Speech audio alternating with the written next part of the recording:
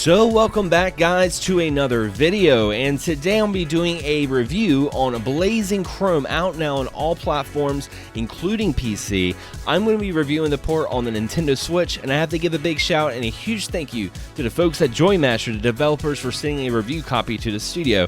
Also stay tuned because I will be giving away a digital copy of Blazing Chrome on the Nintendo Switch. So without further ado, let's get into it.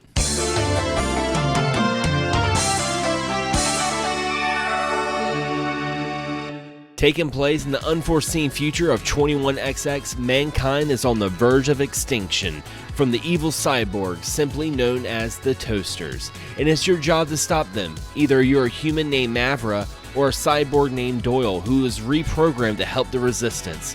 Yes, this sounds very similar to a beloved 80s action flick, but the story is not what you're here for. It's the gameplay and controls that really makes this game shine. Blazing Chrome is a run-and-gun 2D action game that you'll get a lot of comparisons to games like Contra and Metal Slug.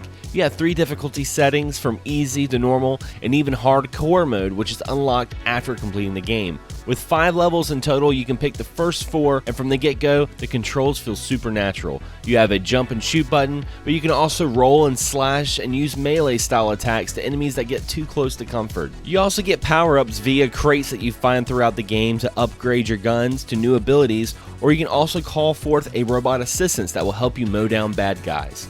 And just like Contra, this game features a one-hit kill, meaning if you get hit once, you'll lose a life. But the game does a pretty good job on checkpoints and actually saves your progress after every stage. So once you get a game over, you don't have to start at the very beginning of the game. Now, stages can feature vehicles much like mechs or hover bikes to help you progress from the stage, which gave me a very Metal Slug vibe to this game, and at the end of each stage is a boss of more than one form.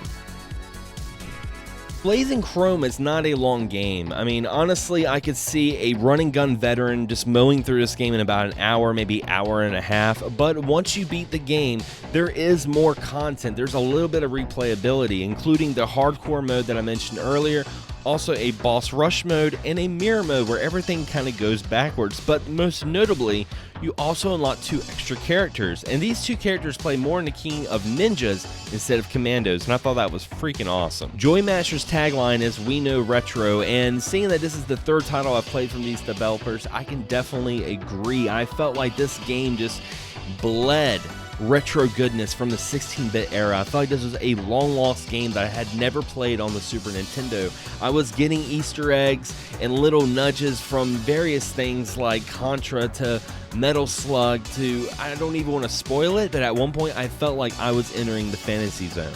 As much fun as I had with Blazing Chrome, I do have to say there were a couple of bumps in the road. Very minor bumps. One is, I think the power-ups were a little lackluster.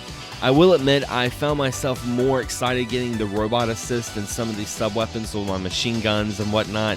And also, I wish this game had online co-op. I really feel like if this game had online co-op, it would be a 10 out of 10. Definitely. Folks would be jumping on this because this is essentially a online Contra. This is more Contra than what Konami showed off at E3. The game is that good. But with that being said, the score I'm giving this game is a 9.5 out of 10.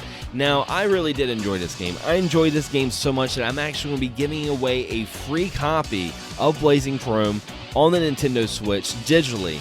Now, all you have to do to win a copy of this game is share, like, and subscribe, and be sure to share this video on Twitter with the hashtag XSGaming. And I'm going to be taking about 2 or 3 days.